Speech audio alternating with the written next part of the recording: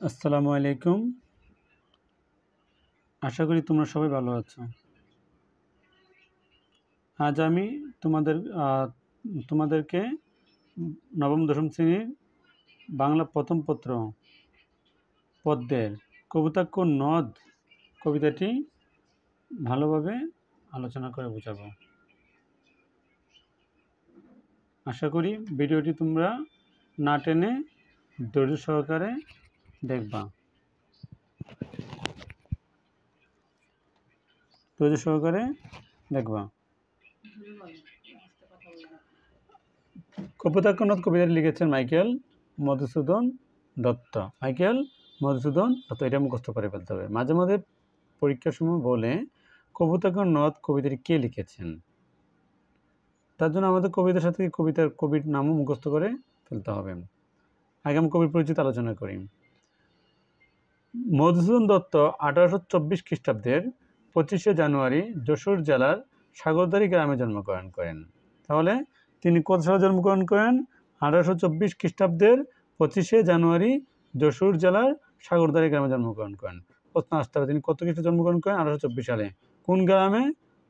সাগরদাড়ি গ্রামে। সাগরদাড়ি গ্রামে কোন জেলায়? যশোর জেলায়। স্কুল জীবনের শেষে তিনি কলকাতা হিন্দু কলেজে ভর্তি হন।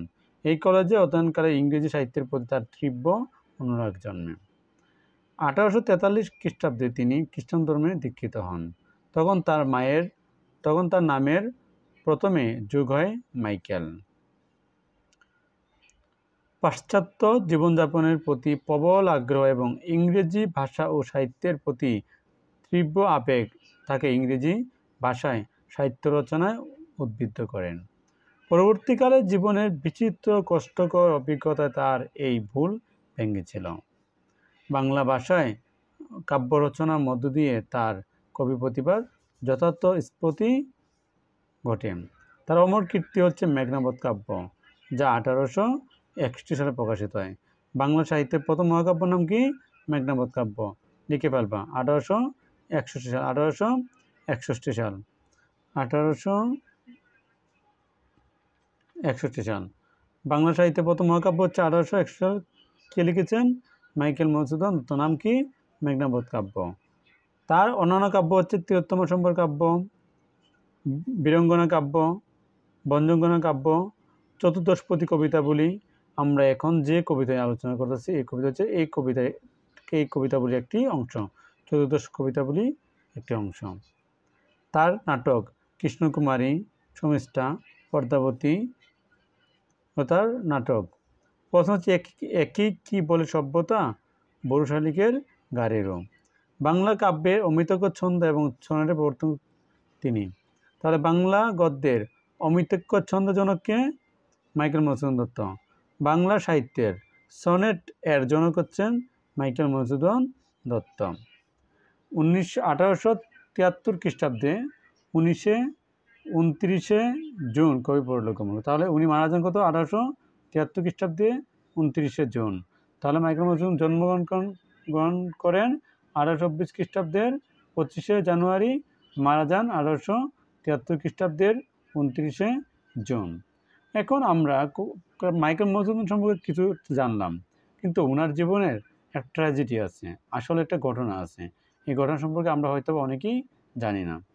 উনি কেন ইংরেজি সাহিত্য দিকে বেশি মনোনিবেশ করেন, উনি কখন মাইকেল নাম যোগ করেন, কেন করেন? উনি চেয়েছিলেন অনেক বড় ইংরেজি লেখক হওয়ার জন্য। তারপর উনার ইংরেজি সাহিত্যের প্রতি বা ইংরেজি ভাষার প্রতি অনেকটা আগ্রহ এবং কি অনেকটা আবেগ সৃষ্টি হয়, যার ফলে উনি বিলেতে চলে যান। বিলেতে গিয়ে একটি খ্রিস্টান মেয়েকে উনি বিবাহ করেন। উনি যেন সহজেই এই খ্রিস্টান জাতে উনি উঠতে পারেন। তারপরে তিনি 1873 খ্রিস্টাব্দে উনি খ্রিস্টান ধর্ম গ্রহণ করেন এবং তার নামের সাথে মাইকেল নাম অ্যাড করা হয়। যখন তিনি ইংরেজিতে অনেক কবিতা বই লেখা শুরু করেছিলেন, তার প্রথম বই হচ্ছে ইংরেজি দ্য ক্যাপটিভ লেডি। তখন পৈতাক্ষ লর্ড বাইরন নামে একজন কবি ছিলেন, ওনার কাছে গিয়ে ওই কবিতাটা উনি দিয়েছিলেন। তখন উনি বলেছিলেন, মাইকেল, তোমার লেখা ঠিক আছে, কিন্তু এখানে মাতৃভাষার যেমনটা আবেগ আসার কথা ছিল, এখানে কি তেমনটা আবেগ প্রকাশিত হচ্ছে না। তাই তোমাকে একটু উপদেশ দিই, তুমি যদি তোমার দেশের ভাষায়, মাতৃভাষায় সাহিত্য রচনা করো, তাহলে তুমি অনেক উন্নতি করতে পারবে। যার ফলে কবির এই ভুল ভেঙেছিল এবং কি তিনি বাংলা সাহিত্য নিয়ে তিনি ধ্যানমগ্ন করেন।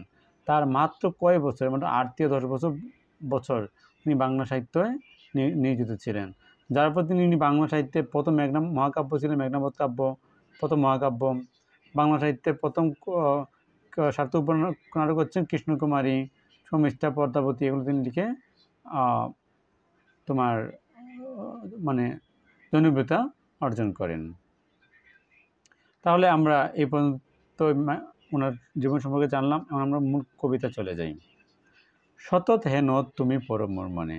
সতত মানে সর্বদা, সর্বদা এই নদীটার কথাকে ওনার মনে মনে পড়ে, ওনার মনে সবসময় এই নদীটার কথা মনে পড়ে। সতত তোমার কথা ভাবিয়ে বেরোলে, সবসময় কি এই কবি ওনার এই নদীর কথাকে একান্ত নির্বিলিতে কি উনি ভাবেন। সতত সর্বদা, যেমতি লোক নিষাদ স্বপ্নে শুনে মায়া মন্ত্রধ্বনি তব কলরে। যেমতি লোক কি নিষাদ স্বপ্নে, মানে কি রাতের ঘুমের মানে ঘরে মানুষ কি বিভিন্ন ধরনের স্বপ্ন শুনে, ঠিক উনি জেগে জেগে এই নদীর কলকল ধ্বনি শুনতে পান। আর এই নদী কলকল ধ্বনি শুনে তিনি কি জোড়ায় একা নাই ক্লান্তি বলে, আর তিনি ওনার এই কলকল ধ্বনি উনি ক্লান্তি ছলনার বলে উনি কি এগুলি উনি শুনেন। বহু দেশ দেখিয়াছে বহু নদ দলে, কিন্তু তৃষ্ণা মিটে কার জলে। উনি বহু দেশ ঘুরছেন, বহু নদীও দেখছেন, কিন্তু শৈশবে কাটানো কপোতাক্ষ নদের মতো তৃষ্ণা, আবেগ, ভালোবাসা, মহত্ব উনি কি আর কোনো নদীতে উনি মানে খুঁজে পাচ্ছেন না। তাই তিনি বলেছিলেন, বহু দেশ দেখছেন, তিনি বহু নদীও দেখছেন, কিন্তু শৈশবে যে কপোতাক্ষ নদের কথা তিনি কখনো বলতে পারে না। উনার এই নদীর মতো উনি অন্য নদীতে নিজেকে মেলে ধরতে পারছেন না, বা আবেগটা উনি খুঁজে পাচ্ছেন না। দুগ্ধ শতরূপী তুমি বঙ্গ, তুমি জনভূমি স্নানে। মা যেমন সন্তানকে দুগ্ধ দিয়ে বাঁচিয়ে রাখে, নিজের জীবন দিয়ে আগলে রাখে, ঠিক আমাদের দেশও আমাকে একটা পরিচয় বহন করে এবং কি জীবন দিয়ে আমাদেরকে আগলে রাখে, আলো বাতাস পরিচয় সব কিছু দিয়ে আমাদেরকে আগলে রাখে। আর কি হবে দেখা যতদিন যাবে, এখানে বলা হয়েছে আর কি হবে দেখা যতদিন যাবে। উনি এখানে সংশয় প্রকাশ করছেন। উনি হয়তো তিনি বিলাতে মারাও যেতে পারেন, উনি ফ্রান্সে মারাও যেতে পারেন। উনি এই জন্য উনি বলছেন আর কি হবে দেখা যতদিন যাবে, উনি মারাও যেতে পারেন। তাই উনি নিজের সংশয় প্রকাশ করে তিনি এ কথাটা বলেছিলেন। প্রজারূপে রাজপুত সাগরের দিতে, মানে প্রজা যেমন সাগরকে রাজাকে কর দেয়, ঠিক নদীও কি সাগরকে মানে জল দান করে, পানি দান করে। বাড়িরূপ করো তুমি এ মিনতি গাবে, মানে নদী তার বিভিন্ন সাগর নদী এবং কিন্তু ওনারা কি বিভিন্ন ধরনের রূপ ধারণ করেন। বঙ্গ জনন কানে সকা সকা রীতে, নাম তার এ প্রবাসে মজিল প্রেম ভাবে, লইছে যে তব নাম তব বঙ্গের সঙ্গীতে। বঙ্গ জনন কানে শকে সকা রীতে, অর্থাৎ হচ্ছে উনি মানে মানে বিলেতে যত ধরনের ভাষাই লিখে না কেন, সাহিত্য লিখেন না কেন, কিন্তু ওনার মানে সব সাহিত্য ধ্যানমগ্ন সব কিছু উনি এই বঙ্গের সঙ্গীতই উনি করেন, লিখেন, গান সব কিছু করেন। উনি নামে উনি প্রবাসী, কিন্তু ওনার মন প্রাণ সব কিছু উনি কি দেশেই পড়ে আছে। উনি যা কিছু করেন বঙ্গের সঙ্গীতের জন্য কি উনি সব কিছুই করেন। তাহলে এই কবিতাটা হচ্ছে আমাদের মানে স্মৃতি কাতরতামূলক একটা কবিতা, স্মৃতি কাতরতামূলক কবিতা এবং দেশপ্রেমমূলক কবিতা, যার মাধ্যমে কবি ওনার দেশকে মনে করেন, ওনার স্মৃতিতে দেশকে মনে করেন, দেশকে ভালোবাসেন। উনি দূর প্রান্তে থেকেও ওনার দেশকে তিনি বলতে পারেনি, ওনার শৈশবে কাটানো কবিতা কোনোদের কথা উনি বলতে পারেননি।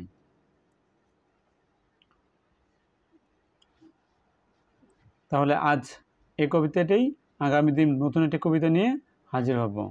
তোমরা সবাই আমার চ্যানেল সাবস্ক্রাইব করে পাশে থাকবেন। আল্লাহ হাফেজ।